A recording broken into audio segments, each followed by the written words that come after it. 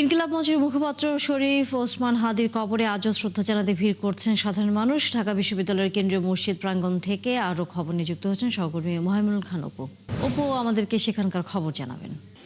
ওসমান হাদির দাফন সম্পন্ন হয়েছে, কিন্তু আজকে প্রায় তৃতীয় দিন চলছে। এই তৃতীয় দিনে কিন্তু সর্বসাধারণ মানুষ তার কবরের পাশে এসে কিন্তু দোয়া প্রার্থনা এবং কবর জিয়ারত করছেন। যে আমার পিছনে দেখতে পাচ্ছেন যে আমরা আজকে সকাল থেকেও দেখতে পেয়েছি যে বিভিন্ন শ্রেণী পেশার মানুষ তারা কিন্তু এখানে আসছেন।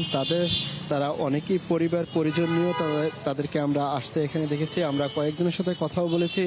একজন উত্তরা থেকে আসছিলেন, তার সন্তান ওসমান হাদিকে গণমাধ্যমে দেখে তার প্রতি ভালো লাগা, সেই সন্তানের ইচ্ছা পূরণ করতেই তার বাবা তাকে নিয়ে এখানে এসেছেন। আমরা এভাবে মোহাম্মদপুরের এক বাসিন্দার সাথে কথা বলেছি, তারাও তার সন্তান স্ত্রী পরিবার সবাইকে নিয়ে কিন্তু আজকে তৃতীয় দিনেও এই ওসমান হাদির কবরটি একটু দূর থেকে দেখছেন তারা, তেমনি দেখার আগে তারা কবর জিয়ারত করছেন, দোয়া প্রার্থনা করছেন। আমরা অন্যান্য ঘটনার থেকে কিন্তু এটি একটু আলাদাই, ফুলের শ্রদ্ধা নিবেদন সেটি কিন্তু এই কবরে হচ্ছে না, অর্থাৎ দূর থেকে দাঁড়িয়ে তারা একটু কবর দেখছেন এবং তারা এখানে দোয়া প্রার্থনা মোনাজাত করছেন। এবং এখানে যারা আসছেন তাদের অধিকাংশই কিন্তু সাধারণ মানুষ, যারা জানাজার নামাজে অংশ নিতে পারেননি তারা এখানে এসেছেন। অনেকে কিন্তু আমরা একজন বাগেরহাটের এক নাগরিকের সাথে কথা বলেছি, তিনি যেটি বলেছেন যে তিনি বাগেরহাট থেকে এসেছেন, আজকে শুনেছেন যে এখানে তাকে দাফন করা হয়েছে, এক নজর তার কবরটি দেখার জন্যই তারা এখানে এসেছেন। অর্থাৎ সব শ্রেণী পেশার মানুষ তারা আসলে সবাই কিন্তু আপ্লুত। তারা যেটি বলছেন যে আসলে ওসমান হাদি শুধু একজন প্রতিবাদী কণ্ঠস্বর নয়, তার আদর্শ, তার সততা সবগুলোই তারা ধারণ করবেন। যদিও ওসমান হাদি বেঁচে নেই, তার যে সততা রয়েছে সেই সততাগুলো তারা ধারণ করে সামনের দিনগুলোতে এগিয়ে যাবেন।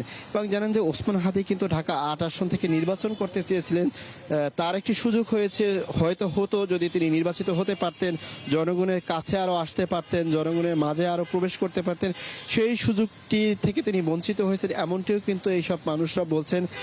তারা কিন্তু ক্ষোভ প্রকাশ করে বলছেন যে এতদিন হয়ে গেল, অর্থাৎ এখন পর্যন্ত ওসমান হাদির যে প্রকৃত হত্যাকারী তাকে কিন্তু এই অন্তর্বর্তী সরকারের প্রশাসন থেকে এখন পর্যন্ত তাকে গ্রেপ্তার করা হয়নি, এটি তারা ক্ষোভ প্রকাশ করেই বলছেন। এবং পাশাপাশি দ্রুত গ্রেপ্তার করে দৃষ্টান্তমূলক শাস্তিরও কিন্তু তারা দাবি করছেন। তো এখন পর্যন্ত কিন্তু সকাল থেকে আমরা এটি দেখতে পেরেছি যে গতকালও কিন্তু সকাল থেকে বিভিন্ন শ্রেণী পেশার মানুষ তারা এখানে আসছেন, বিভিন্ন রাজনীতিবিদরা আসছেন এবং পরিবার পরিজন নিয়েও কিন্তু এখানে এসে ওসমান হাদির কবর জিয়ারত করছেন, দোয়া প্রার্থনা করছেন।